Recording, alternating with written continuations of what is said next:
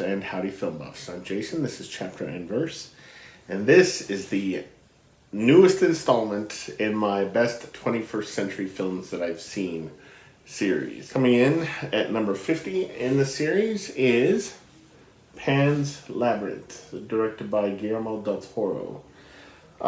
So this came out when I was in graduate school, and we had an art film theater there called, I think it was called the Wilma. It's this old theater, quite run down. They had concerts there as well. I remember when we lived there, Queensryche played. Part of me wishes I had seen that, but then I don't think Jeff Tate was singing with them, so why would I have seen it anyway? But they rarely got their film started on time. Okay, it was a little theater that served alcohol. Maybe they were sampling the punch up in the projection booth or something. I don't know. But the films often started like 15 or 20 minutes late. And when we saw Pan's Labyrinth, it was pretty much sold out. I remember it was a really full auditorium. And when it was over, of course, the vestibule, right, the whole area in front of the concessions was just jam-packed with people, right, who had bought their tickets, already been let in, but weren't being let in the screening room because the screening room was full of the rest of us. And I don't understand why the Wilma was so bad about just being punctual, right, and not creating these logjams of people, these bottlenecks, but they weren't. Anyway, the film is extraordinary, obviously, right? It's on my list. Del Toro is one of these directors. I watched a conversation between him and Jane Campion on YouTube the other day, talking about his new film Nightmare Alley and her new film Power of the Dog, and I was just so struck by how articulate Del Toro is. Right, English is not his first language, and my God, is he well spoken and so knowledgeable. And just has just really wonderful insights and asks really wonderful questions. It was just a delight to listen to. If I remember, I'll try to link that in the description box below. He's done a lot of great stuff, but Pan's Labyrinth is probably the film that he is best known for, most respected for. And it's this, it's a kind of fairy tale, right? And it's set in a world that is kind of punctuated with violence. Violence kind of exists on the margins of it. It tells the story of this young girl and this kind of netherworld, right? This kind of kind of dreamscape, right? That's sort of part Lewis Carroll and parts H.R. Geiger and parts Arthur Rackham, I suppose. But the film is, for me, I mean, it's primarily astonishing for the way in which, the degree to which it balances this sense of menace and threat and aggression, brutality, with something that is so ephemeral and so airy, right?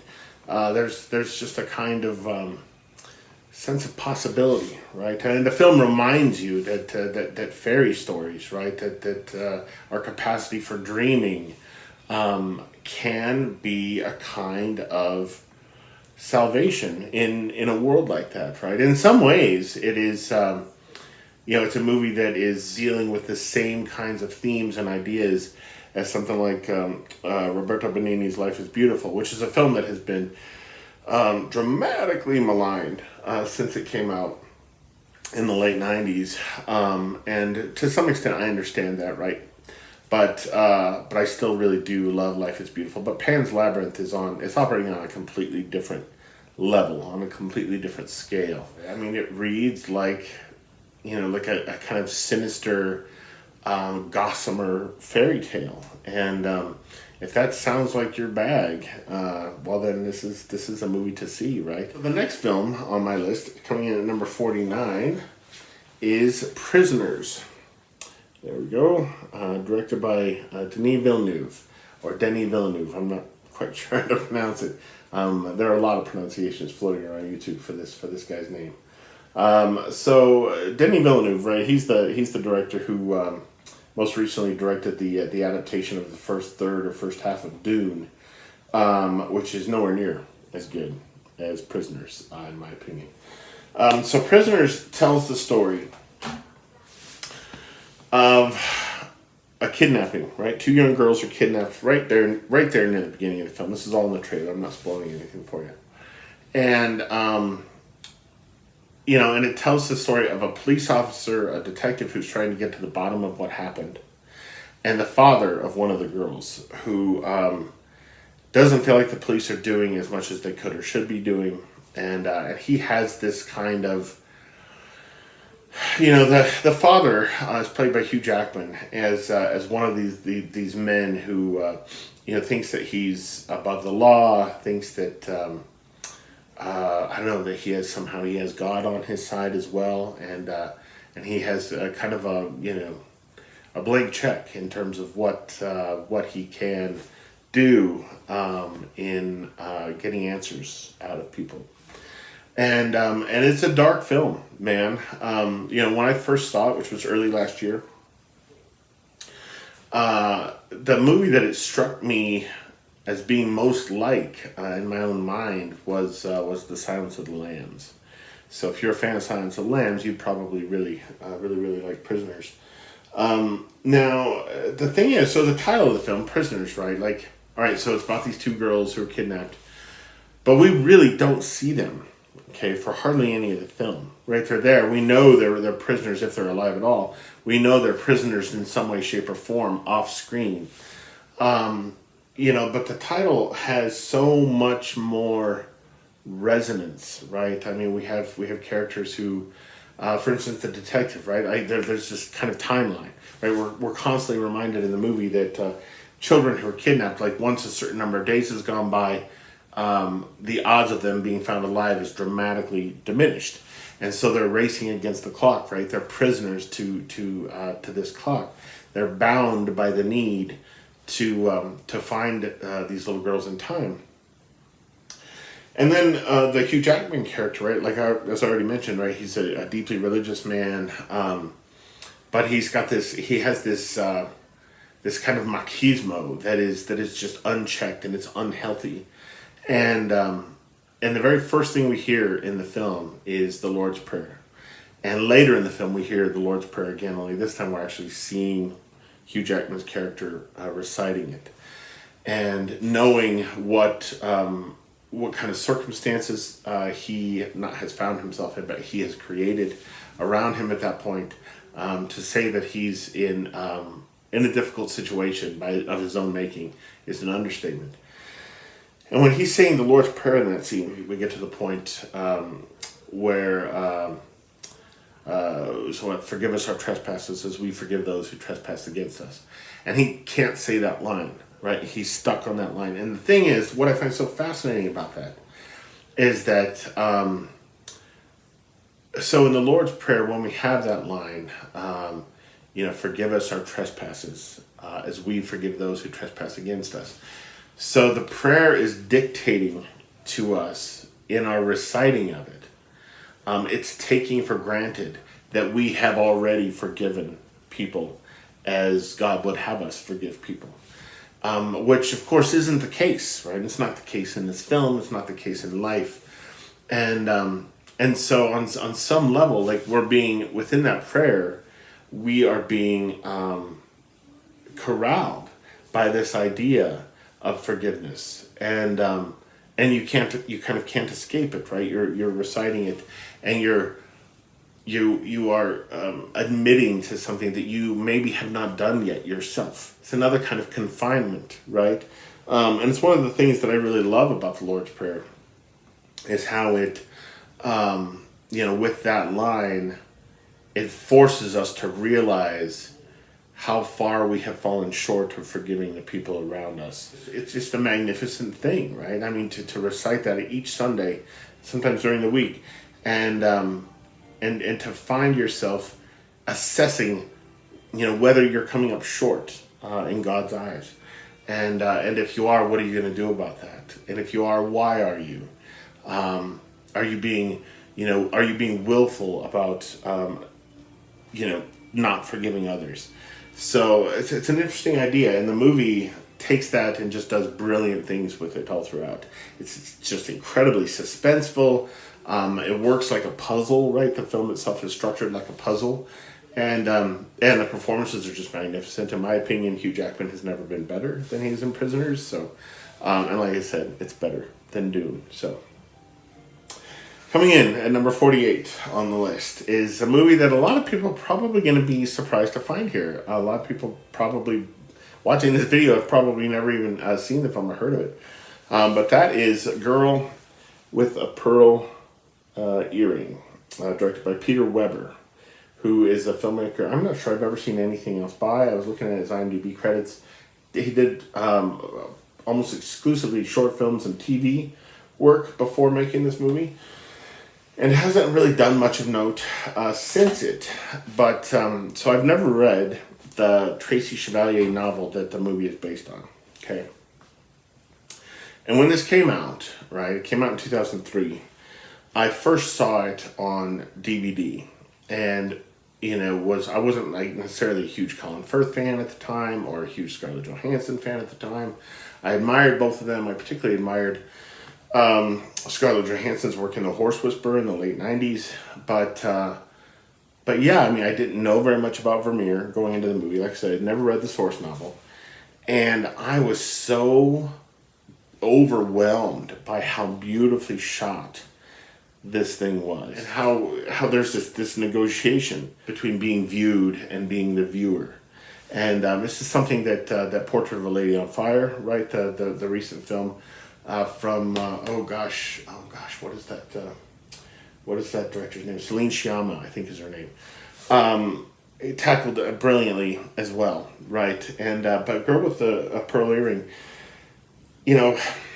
So if you're making a movie that is in part about Vermeer, who was the artist of all artists throughout history, who was most famous for how he handled light in his paintings. So if that's your subject, the film needs to be attuned to that. The film itself needs to understand light and surfaces and flesh and fabric in a way that most other films don't, right? So the cinematographer, it's a tall order for a director of photography with a project like that. And again, I was just so struck by the beauty of the thing. And not long after I saw it for the first time, I went to London for Wimbledon.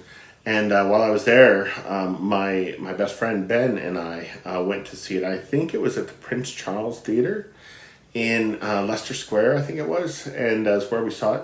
And so I actually got to see it on a big screen, which was a real thrill for me, because coming from Wyoming, right, this was a movie that did not show up here, right? We tend not to get art films very, very often in Wyoming, and so to get to see that movie on the big screen was just a real treat, just a real treat. So anyway, yeah, if any of you have ever been to the Prince Charles cinema, let me know what your own experiences of it have been. And also, if you've seen Girl with the Pearl Earring, let me know how you like it. Going in at number 47 is Doubt, right? So let's see if I can reduce the glare there. Yeah, Doubt, directed by John Patrick Shanley, who was also, I believe, the screenwriter, and yeah, he wrote the play that the screenplay is based on. So this is his baby, right? John Patrick Shanley. Doubt is his baby. And this is a film that is, I mean, well, it's called Doubt, right? And it is very much a film that is about abuses within the Catholic Church, but not in the way that, say, like something like Spotlight is. It's a film about how people within the church, people who are bound by faith, fail God, fail themselves, and also yearn to and struggle to and resolve to hold themselves accountable for what is happening around them, for what they perceive may be happening around them, hold themselves to a standard that is dictated by God. And and there are men and women in the church who fall so far short of that, and in doing so, traumatize children and abuse children and put their own souls at risk. And then there are people within the church who, I don't know, who grow suspicious, right, of something amiss, right, something that is happening, or may be happening. Like they were put on this earth to embody God's will and God's expectations and God's dreams for us, and that means, right, when they suss out a wrong being done in some way, shape, or form, to shine a light on it, to correct it, to become a kind of avenging angel in the world, and which is what the Meryl Streep character is in this film, and it's just brilliant. It's a really wonderful, daring, disturbing examination of, like I said, of people within the religious tradition who fall so far short of God that they become monsters, and then people within that same tradition who take it upon themselves to identify, right, to pull out of a lineup those monsters and to destroy them if at all possible, right, to hold them accountable as they seem unable to hold themselves accountable. So anyway, it's a great movie, Doubt. Stars Philip Seymour Hoffman as well, Amy Adams, Viola Davis. The next film on my list, number 46, is The Witch, directed by Robert Eggers. This came out in 2016. And funny thing about The Witch is that, so it screened at Sundance in, I think it was 2015. So it was done, okay? It was done in Sundance the year before it was released in America. But they didn't choose to release it at Halloween, the year that it screened at Sundance, right? They held on to it and then released it, I think, in February of the following year, which makes no sense, right? I mean, you're on a Valentine's Day date, and it's just like, well, sweetie, we can go see a romance, right? We can go see a romance starring, I don't know, like Rachel McAdams or, Hugh Grant or something, or we can go see The Witch, right? In which there's a scene where we have, like, an old naked hag woman in a cave pulping a baby to death in a giant mortar and pestle, which is really fucking disturbing. When the trailers for this first came out, right, so I hadn't seen the film yet, the trailers had just come out, and there was a blurb on the trailer from a critic and said something like you feel like you're watching something you shouldn't be seeing. And when I saw the film in the theater, that was the scene. I was like, all right. You feel, it's weird, and this may sound extreme, but you feel like, I don't know, like when you're watching The Witch, and you're watching that scene in particular, it's strange, but like the act of watching it feels sinful. It feels like a sin, which is bizarre, I know. And I don't think I've ever felt that in any other movie. So if that sounds like something you're all about, definitely check out The Witch. Robert Eggers is one of these filmmakers. He's made this. He's made The Lighthouse. He's a new movie called The Northman, and it comes out in the spring. And he's one of these filmmakers who he really understands how to kind of bore his way into the tone of a historical period, the feeling of it, right? The tactile kind of sensuality of a place and a time. He does it with the language, right? He writes his scripts in a kind of dialect, right? A dialect mimicking the world in which the film is set. And it just works, right? Like, I mean, it's just so immersive. It feels like time travel in some ways, which is something I've probably said before, I realize, but it's true. And he is one of the filmmakers most gifted at that, in my opinion. So The Witch. Yeah, if you haven't seen The Witch, definitely give The Witch a watch. Would be, I suppose, a way of saying that. The next movie, number 45, is Dun, dun, right. James Bond, Skyfall, directed by Sam Mendes, which is the third of the Daniel Craig James Bond films. Okay. And all of these films, I haven't seen the new one yet, but all of these films are at least good. Spectre is the weakest of the bunch, but Skyfall is just a stone cold masterpiece. You know, I mean, I love spy movies, right? And I love James Bond movies, but I don't love James Bond movies by default, right? I'm not one of these people who has seen them all and, you know, has a shrine to Sean Connery in the garage or something like this. That's just not me. You know, I've seen a couple of the Sean Connery ones over the years, a couple of the Roger Moores, a couple of the Pierce Brosnan films. I'm not sure if I've ever seen any of the Timothy Dalton James Bond films. But these Daniel Craig movies are just a different beast, right? They are just really muscular and witty and beautifully shot. They're the first James Bond films that feel less like entertainment and more like art, right? If we want to sort of dive into that whole Scorsese Marvel controversy, right, with whether or not like the superhero movies are cinema or not. I would say that the bulk, if not the entirety, of the James Bond series prior to Daniel Craig in Casino Royale, those were not cinema, right? They're movies, right? But I wouldn't consider those works of art. And these recent James Bond films, I would consider cinema, right? You know, that's the thing I said in a comment on Facebook yesterday in talking about this whole Scorsese Marvel thing. Tom Holland just sort of jumped into it the other day with some really stupid comments. You know, but basically, like, all works of cinema are movies, but not all movies are works of cinema. And I feel like Skyfall is definitely a work of cinema, right?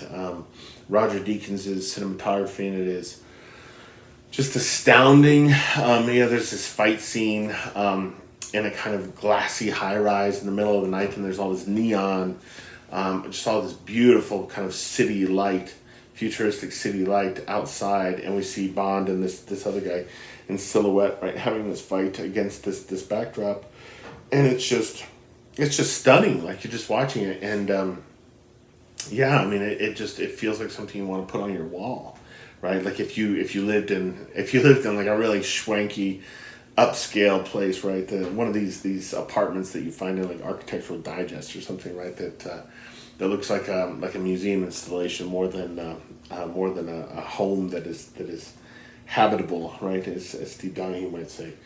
But yeah, I mean, the film is just exhilarating, and it's funny, and there are set pieces in it, right? Oh my God, don't even get me started on the villain.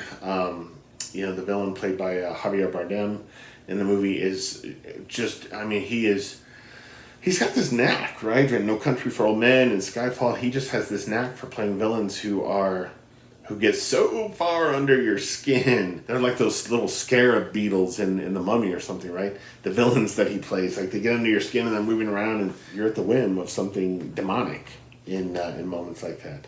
And he's just brilliant in this movie as the villain. But like I was saying, there's set pieces, right? There's a set piece in a courtroom. There's a set piece at a country estate that are, I mean, just some of the finest action set pieces and most moving, right? The scene in the court, right, makes brilliant use of a poem by Alfred Lord Tennyson. And so again, right, like, when's the last time you saw an action film that brings Tennyson into the mix, right? It just doesn't happen.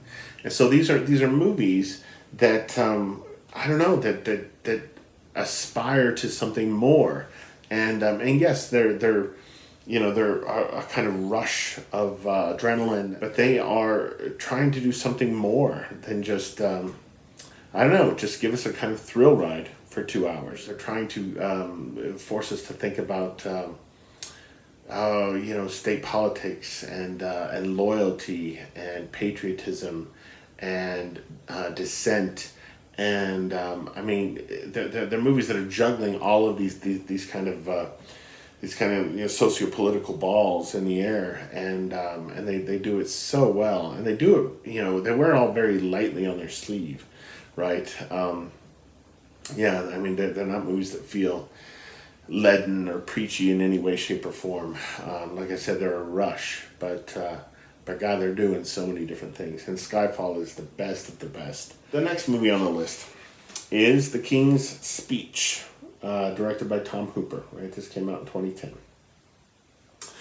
This stars Colin Firth and Jeffrey Rush, Helen Bonham Carter. Colin Firth plays King George, the sixth, I guess. Yeah, King George the Sixth, who was the father of Elizabeth II, right, the current monarch there in England. And yeah, I hope I've just got my history right. That'd be embarrassing if I hadn't, I suppose. But anyway, so this movie won a boatload of Oscars. It won Tom Hooper Best Director.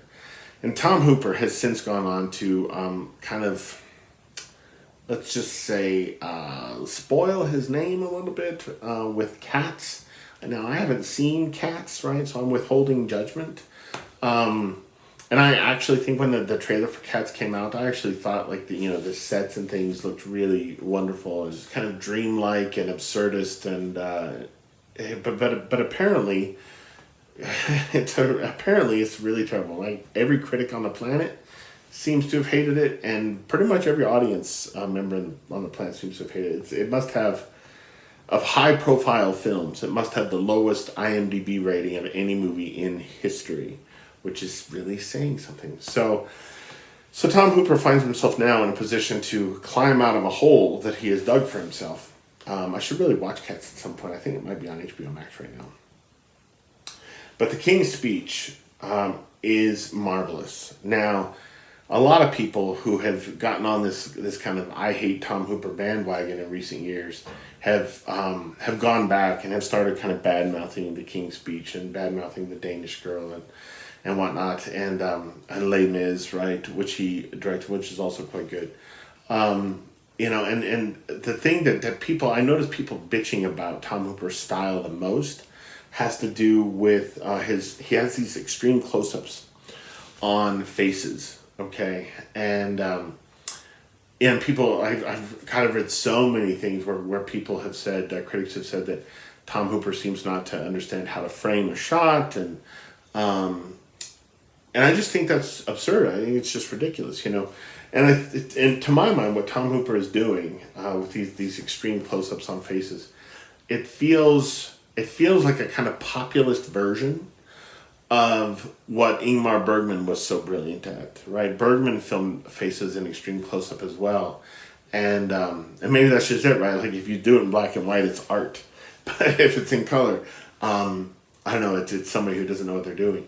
But Bergman, people have often said of Bergman that the way that he shot faces, that it was kind of like he was taking an X-ray of the soul of the character, or an X-ray of the soul of the actor, even. And I've always really loved that, and I've always felt like that's true. And I feel like Tom Hooper is doing much the same thing, right? He understands that the human face is where so much is read and so much is understood about a character's emotional arc and about a character's anguish, etc., etc. And so put the camera on their face, right? Cast the right actor in the role, put the camera on their face, and let their face tell the story, at least as much as the script does. And that's what Tom Hooper does, and I think it's brilliant. The movie's wonderful. It's such an emotional ending, right? So my friend Ben, right, who I mentioned, I saw a girl with a pearl earring with at Prince Charles. He's a Brit himself, and like many Brits, right, there's something of the cynic in him, and it takes maybe more than it does for most people from most countries to warm the cockles of his heart, kind of thing. And and I remember him telling me that when he saw The King's Speech. And maybe every time he sees The King's Speech, I'm not sure, but the ending of it just kind of wells him up, which I can completely understand because I'm not British and it does the same thing for me. So anyway, The King's Speech coming in at number 44. Number 43 is The Impossible, directed by J.A. Bayona, who went on to direct, I think it's Jurassic World Fallen Kingdom is the name of it, the second film in the Jurassic World series. This came out in 2012. I saw this in the cinema here in Casper. But this is a movie about, which there have been so many of these things in recent years, I swear. So it's about the tsunami that was created by the earthquake off the coast of Thailand. And this was, this was like in the late 2000s, if I remember right. And it tells the story of this tourist couple, played by Ewan McGregor and Naomi Watts, and their kids. Speaking of Tom Holland, right? Tom Holland was the little boy in this. And what they go through when this thing hits, when the tsunami hits, and their struggle to stay alive and to find each other. And there's been some criticism leveled at the film. It's like, oh, here we have this natural disaster in this country of largely poor, disenfranchised people, people with brown skin, et cetera, and here we focus on a white couple with their white kids, in this world. And, and I get where that's coming from. But it doesn't, just because the movie doesn't tell the story of the locals in this region, doesn't make this any less extraordinary, right? Should there be a movie telling the story of someone indigenous to that coastal area? Absolutely. Like, why not? Why shouldn't there be? But it doesn't diminish what this film is. And The Impossible kind of does the impossible. The way in which they shot the tsunami striking this resort, and I don't know tons about it. I saw Tom Holland on an episode of Hot Ones recently, in which Sean Evans asked him about that scene and how Bayona directed that scene. And it was just like, they had one shot, okay?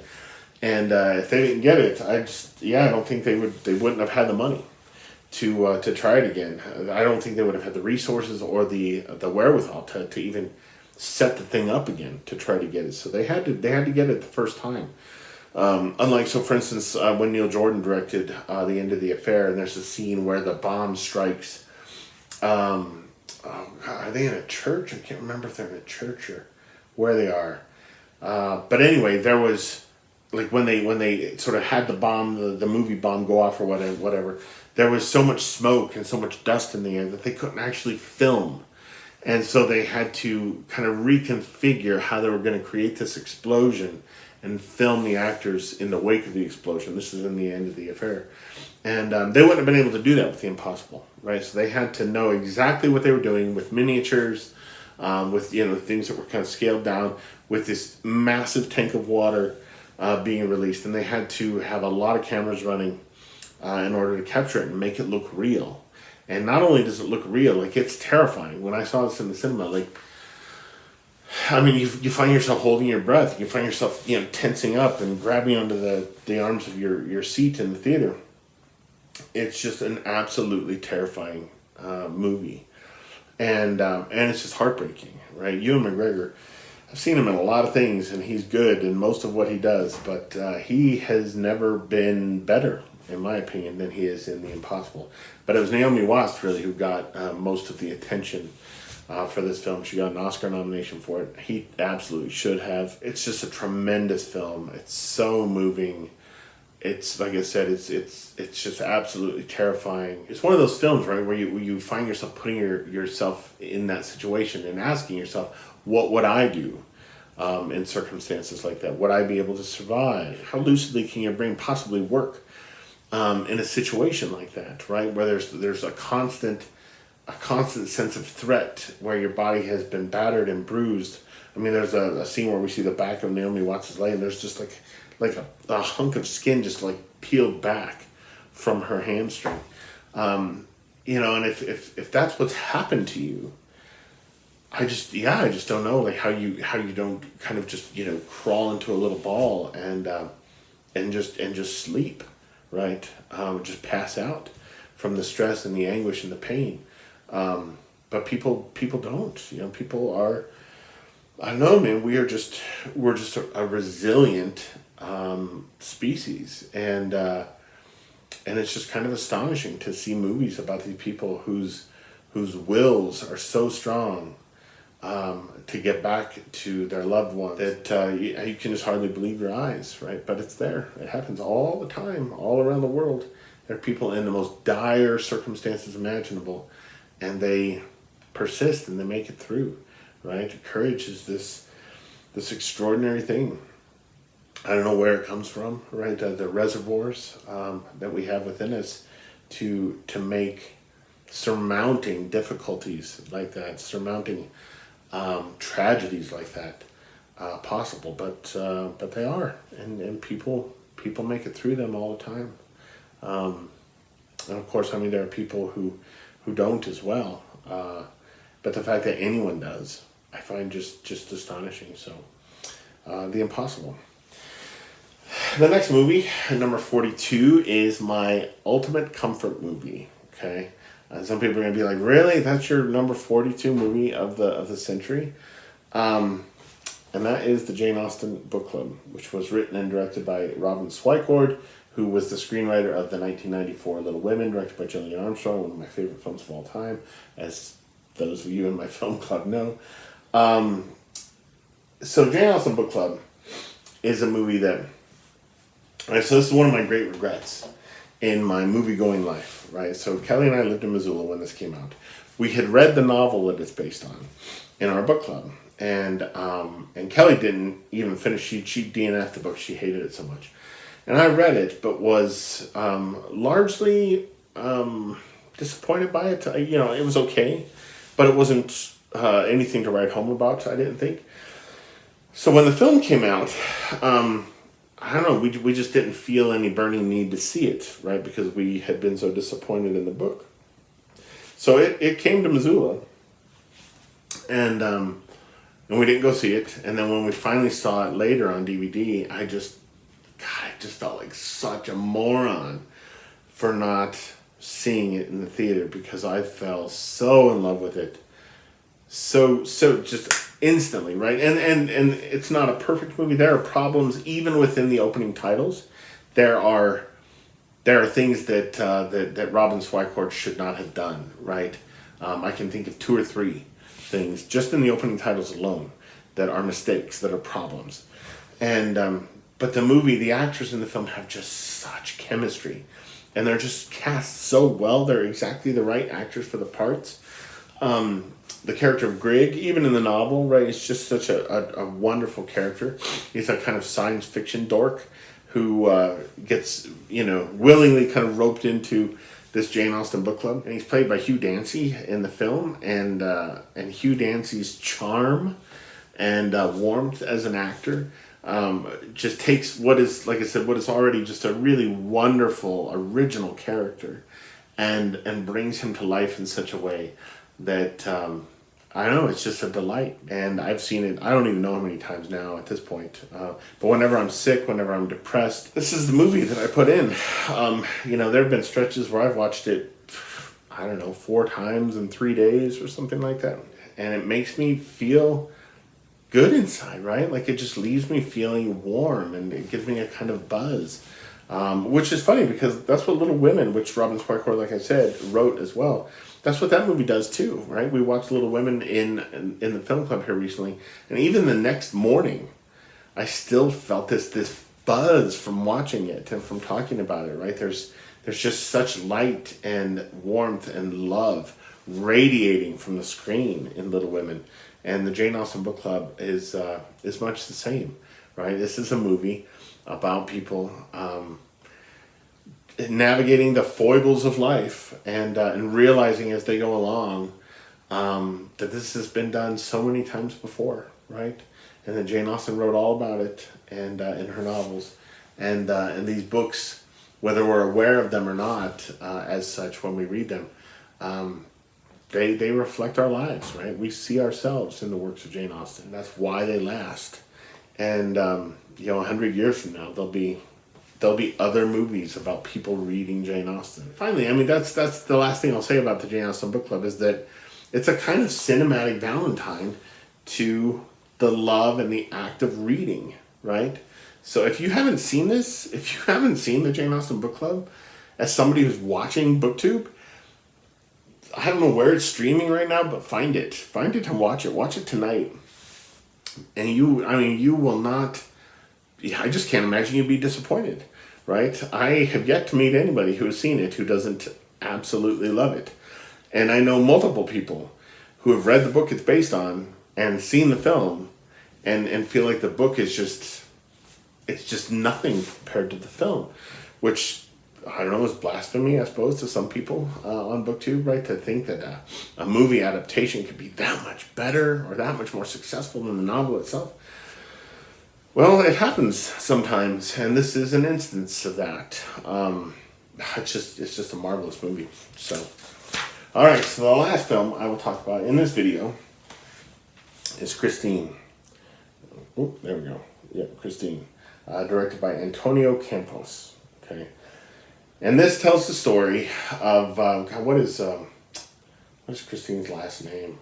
It doesn't say on the back of this. So she was a television reporter in, I think it was Florida, and she was, you know, wildly ambitious, but she was also just incredibly socially awkward, right? She just didn't seem. She had a difficult time in the workplace. She had a difficult time with people in general.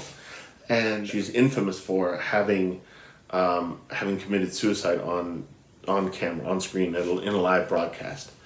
And you know, and when I first heard about this film, right, and this thing came out in 2016, I was curious to see it, but I held off seeing this for a long time because I was worried that it would be exploitative, right? Like, part of me felt like, how can you make a movie about this without it being exploitative? And so I just felt I really wanted to see it. I was really curious about it.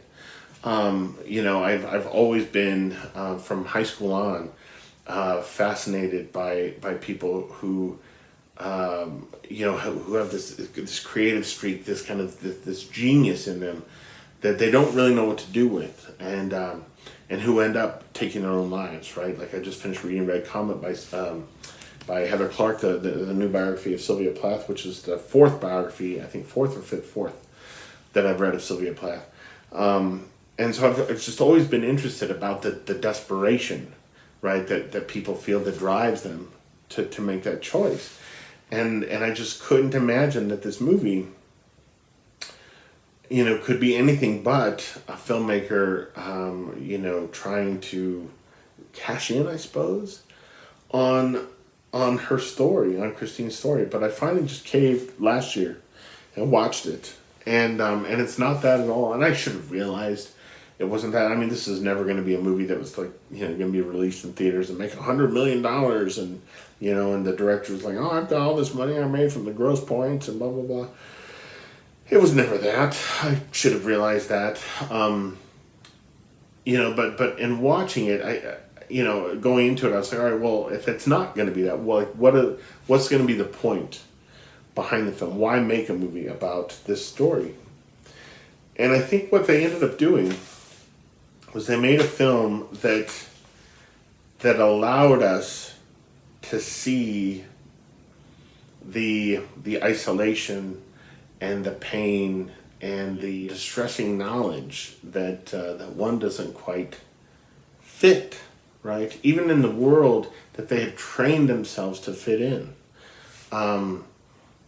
You know, that this movie, you know, shines a light on that, and it's important to see, right? It's important to look at that and to acknowledge, and you know, to recognize that there are some people out there who, man, they just, you know, daily life is just a struggle for them, even when they're, you know, putting on their bravest face and their bravest front. You know, there are people out there for whom it's they just don't know how to get through somehow, and this is one of the best movies I've ever seen about that. It's one of the best movies I've ever seen about I don't know, I suppose the trajectory toward suicide for people, or in people who just feel like they are they're somehow lost, and they can't connect the dots that they're meant to connect. It's marvelous. Seek it out if you haven't seen it. I think it's on Hulu right now. I think it's screening on Hulu right now. And let me know. Yeah, let me know in the comments below what you think of it. If you've seen it before, or if you choose to watch it after seeing this video.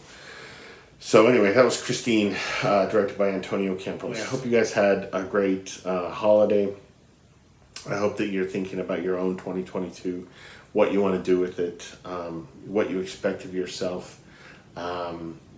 What your hopes for the world are, right, in 2022. It needs all of the hopes and prayers it can get, I think, at this point. So, let me know what you think of any of these movies down below, and I will talk to you guys again very soon. Adios.